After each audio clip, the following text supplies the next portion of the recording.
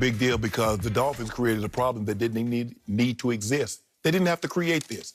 And it just goes to show you, see, Tua, this is why you don't talk. Man, I thought the NFL was going to be a lot harder. 5 days after he said that, the guy sitting on the bench looking while somebody else trying to do your job, what you failed to do in that game. The easy. But NFL ain't never easy. I've never, ever heard, Skip, and I played in an era with some great quarterbacks, and I've been covering this game for a long time. I've never heard Brady.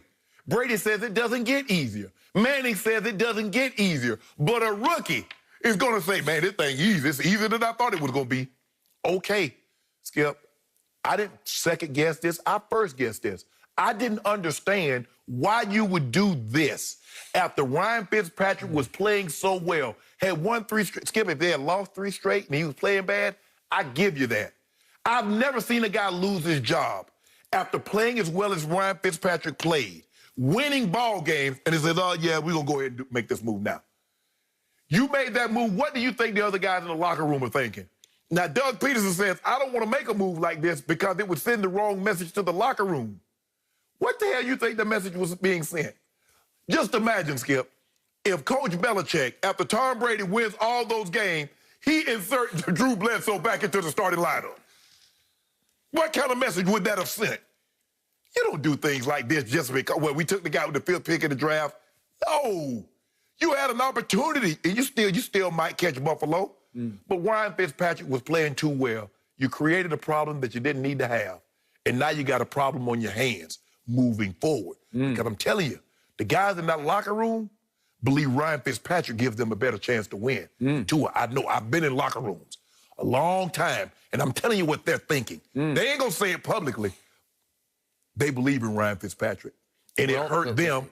They almost believed in him all the way home yesterday. He got him back in the game. He did. They won't say it, Skip, and it hurt Ryan Fitzpatrick because he's like, man, I didn't know. This caught me off guard. It hurt him, and it hurt them because it's something about this kid, Skip. I mean, everywhere he goes, Skip, he go to Tampa, and you see how the guy, he come out there. Ryan Fitzpatrick? Ryan Fitzpatrick. It's something about him. He's just infectious. He's magnetic. He just has that kind of, look, it's magic. Yes, he just has something about him, Skip. The guy's like, man, I want to play with this guy. I want to play for this guy. It sounds like you are getting down on your man, Tua. Skip, I just believe in the situation that it was under, that Ryan should have stayed in there. Now, maybe, Skip, they couldn't protect him. Now, maybe they looked past the Broncos. Oh, man, the Broncos, they terrible. They can't do anything. Tua had never been hit like this before. They got after him. And then they could... And then now you let the Broncos run. I was surprised, Skip. I was surprised with how well the Broncos offense moved the ball against Miami's defense. The way they ran the football, I'm like, huh? I remain skeptical about your man, Tua. I was before the draft. I was after the draft. I'll say it again in a nutshell. He had reportedly 5 surgeries at Alabama, and the great Shannon Sharp has always told me, hurt in college, hurt in the pros. That's not what happens, Skip. He measures about 6 feet tall, and he's got an average arm. It's an accurate arm, but on velocity, I'll give him average, though some of his throws require hang time. You can it's like punt you got to fair throws. catch it? Yep, you do. And here he was off this like idealistic, wide-eyed comment. I thought it was going to be a lot harder than this. He goes up to Denver. You know that place. You know that. but you don't know this team because this team was 3-6 coming into this game. Yes. This defense ranked 27th in the NFL in points allowed. And this defense did that to him, sacked him 6 times. I did not watch this game closely. I'll be the first to admit, but I've carefully watched the highlights. And even the ones we've been showing here, he just looks a little brain-locked, like, I don't know. And before, you can't play like this in this league because it's hard. Well, what they did, Skip, is that what you try to do with a rookie quarterback, you take his first throw, you take his first read away. You make him go to his second because they give him something simple. Just get the ball out of your hands. Yeah. So what the Broncos did, they took that first read away, and you see, he clutched. Up, boom, it's over. Six times you go down. And you're coming off a hip surgery that was at least career-threatening. Not career-ending, but it was career-threatening. So I hark back to the track team of receivers he got to play with at Alabama, and all of a sudden he doesn't have that kind. Because you saw what Devontae Smith did. He's setting records at Alabama. Yeah. And we got Judy at Denver, and we got Ruggs with the Raiders. Right. And I'm looking around at And Jay the Waddle, who got hurt. Yeah. But again, you had all four of them on one team, and it's like, where's the candy from the baby? I'll take that one. I'll take that one. And by the way, that running back they have, whoo, he is something. He can run with it, and he can catch it and run with it. Yeah. So my point is that you have to be careful that he wasn't somewhat a product of that.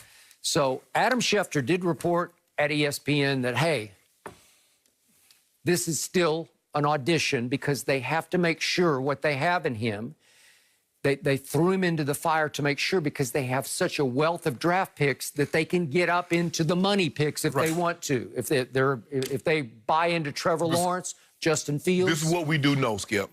Whomever have those first two picks, they don't have enough to give them up because Jacksonville is quarterback deficient and the Jets are quarterback deficient. You're not getting those guys just like they tried to move up to get Joe Burrow. Mm-hmm. Cincinnati said, nah. When you're quarterback deficient, Skip, you get that guy. I don't care how many draft picks you got. You get that guy. It seems like to me that the Chargers found their guy in Herbert. Mm-hmm. He makes that team look different. Cincinnati, he makes that team look different. Yep. Andy Reid traded up to get Mahomes, Skip.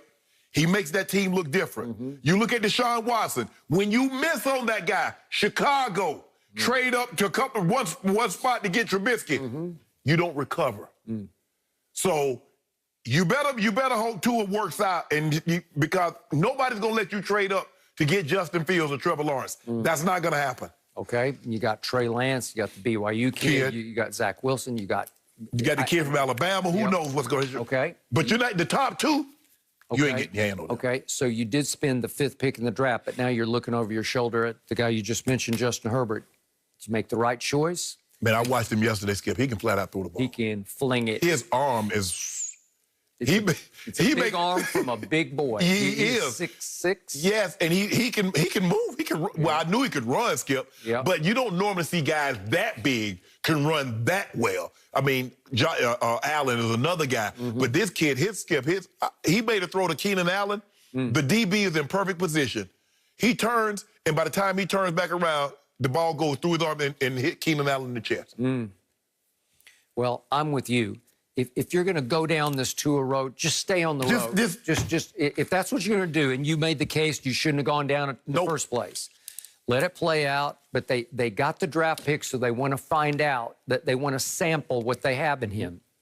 Well, I'm sure Brian Flores looked down the list of games, and he sees Jets, because they got the Jets again. So Tua's going to get his second Jets game coming up this Sunday. Yeah, and the Jets, look at it. The Jets ain't the Jets not messing up their pick. They're the Trevor Lawrence Derby. Yep. They're going to play hard for like a series or two, let you get out to the big league, play hard to make you think, oh, man, look at the Jets. Man, the Jets' fault. The Jets not messing up their pick. Now, they don't want to go 16-0, 0-16, excuse me, but 1-15 should. 1-15 should do just fine. Dolphins are in a precarious position with this kid. But, Skip, they created a problem they didn't have to create. They could have just let Fitzpatrick stay right where he is. Because I believe they still would have won had Fitzpatrick played. I don't believe they'd have lost any of the games they won with Tua. Do you? Nope. I do not. Okay. I just feel bad that Tua made those statements. I know I kind of made fun of it at the beginning, but